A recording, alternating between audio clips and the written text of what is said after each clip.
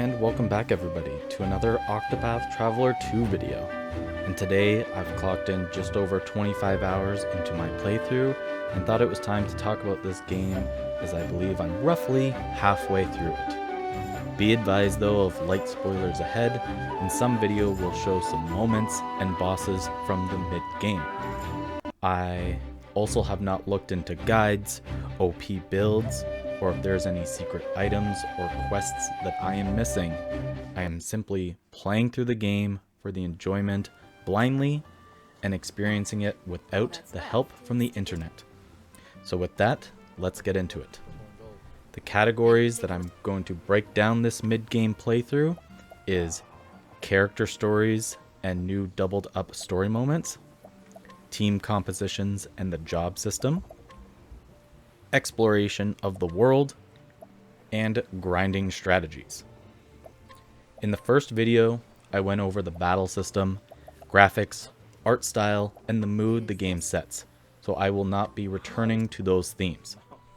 For characters, we have Agnia, a dancer set on being famous and bringing joy like her mother, Hakiri, a warrior driven out of his kingdom for internal war and deception, Particio, a merchant using his skills anywhere he can go, Oswald, set on revenge on the murder of his family, Timanos, a cleric out to solve a mystery murder back in his chapel at home, Ochette, a beastmaster hunter set to stop calamity by gathering the three gods of her people, Thornay, set on a mission to kill her guild's slave masters and set her life of freedom, Cassidy, with a case of amnesia, she searches to recover her memories of being an apothecary.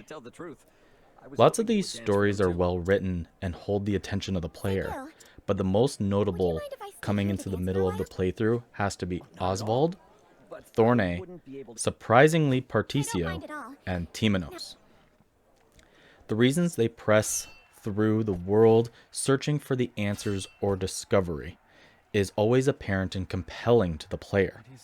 The reasons they make such harsh or wise decisions on their actions is directly reflected and based on their characteristics. Thornay is harsh and straight to the point. Oswald is calculated, but cast it to the side sometimes to get answers he's pressing for. Particio comes from a town without technological advancements and sees the greater good everybody can gain from its invention. And Timanos seems to have a dark mystery deeply embedded into his own belief system. Not to say that all the other characters aren't fun to follow, but they all seem to fall short in my eyes. Now, the new double character stories are quick and cute. A little way to have a specific character have moments between others and have interaction, where they may have clashing opinions or even spark brilliant ideas together. The overarching story, though, seems rather incomplete, even if there is one. My only guess so far is that there is a linked dark organization that is bent on bringing destruction to the planet or the people. If someone said that to me, I'd want to murder them. That you need to learn your plays? Yeah. Now Now for team compositions and the job system. During this playthrough, I finally collected all the players at about the 10-hour mark and have been able to play around with each of them, their skills and abilities. Early on, Oswald, Hakiri, Thornay, and Timanos seem to be the most overpowered characters. But I've collected some extra jobs through the guilds and started combining abilities together. And it's more about character accessibility and wide variety than it is being overpowered. Where some characters have access to only one weapon, like Agnia, pair them with the hunter skills to unleash bow and axes, or the warrior for spears and swords. How about Timanos with scholar skills, allowing him healing light, fire, ice, lightning, and the ability to heal, and get more well-rounded AoE attacks to hit all the creatures. Your combinations with the base characters leave a lot for you to explore and make for yourself. I found that Thornay with the warrior is very strong, fast, and well-rounded as a frontliner. Hakiri with the hunter class allows him to get even more abilities to break monsters more reliably. Particio with the dancer class creates a very strong first turn support class. And then Agnia with the apothecary class allows a lot of buffs, healing, and cleansing to the party. It is created to play around with and develop new and interesting strategies, so just sit back and have fun. Also, those equipable skills should be switched out depending on the build that you're going for. A very few are clearly meant for combat, avoiding encounters or exploration. Do not forget to change them around and change up your base skills when you are exploring. Now, back to exploration, we're going to head into that. Exploration has really expanded with the new boat. As you've seen in the opening scene here, I finished my 25-hour playthrough with buying the boat for 100,000 leaves. Now, even at 25 hours, I am not strong enough to even travel to the sea. It will clearly be meant for late-game exploration with new towns, caverns, and treasures to discover. That shouldn't discourage you from exploring the land. In the meantime, new weapons, items, guilds are around every corner in this game. Use your eyes and find the pathway. This game is just begging for you to explore every nook and cranny. Same goes with the towns and the cities. With every town comes a new sucker to be stolen from with Thornay, learn new skills with Hikire, or investigated by Oswald. All of this sparks new and interesting things with every part of this world, so keep exploring and it will always give back and reward the player. Now for these new shrines, you must bring the related character to the shrine to access the new ability given to them. These range from support skills to all-out assaults. No level requirement is needed, just to find them and venture your way out there. I've only got a few of them, and they're skills in battle that use a full BP limit to use. So these will not be normal skills you are using for every encounter. Keep your eyes peeled for the horse-shaped icon during your exploration. It's what gives a war. Enough talk. That's not. Let our blades speak. I will forge ahead. And now for grinding strategies.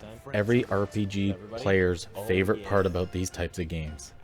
And just like the first game, Bewildering Grace from the Dancer class is back. This is an in-combat skill used, gives you a random chance on getting multipliers on granting more experience and JP at the end of battle. These are very tough to come by, but it should not dissuade you from trying. The Bewildering Grace dance also brings some negative effects to the party, leaving them blinded, do damage to the ground, deplete SP and BP, but the multipliers can range from ×2, ×5, ×10, and I'm pretty sure even ×100 for experience and JP. Combine that with the famous chubby cats from the first game and you've got a recipe for success. These cats are rare encounters that give extremely large bundles of experience and JP and even leaves. We are talking upwards into the thousands. To accommodate that, they want to flee on their first time, have high evasion and defenses. So my recommendation is to save those soul stones for these encounters. They will hit almost guaranteed to kill them outright first turn. After doing this, do a Bewildering Grace dance to keep the other enemies alive and try to get your desired modifier. Here is my strategy for grinding out a few levels. Now here is just where it starts to get silly. Particio gains skills that allow more BP at the start of battle, just by scaling up his own skills through the skill tree. But once he learns his 4th skill, it allows him or a character to equip that skill to start the battle with full latent power. His latent power gives him full 5 BP. Combining this with the subclass of the Dancer and some plus speed accessories, and every fight you will be able to use the Bewildering Grace dance with 4 uses at the start of every combat. Doing this repeatedly will up those chances of hitting those multipliers much more often compared to Agnia saving up her BP during battle to use the dance. With this and a few items and accessories to help those encounters with those rare cats come more often, you'll have large EXP and SP boost battles in no time. This concludes my video on 25 hours into Octopath Traveler 2. If you're playing through the game, drop a comment below of your favorite part of the game, or how your team composition varies and strategies you found different from mine. Thanks very much for tuning in. I hope to bring some more content about this game. I might do a 40-hour review, more of like a late game, but I'm really enjoying it going in so far. So thanks for tuning in and enjoy the rest of the video. That's incredibly good. Well,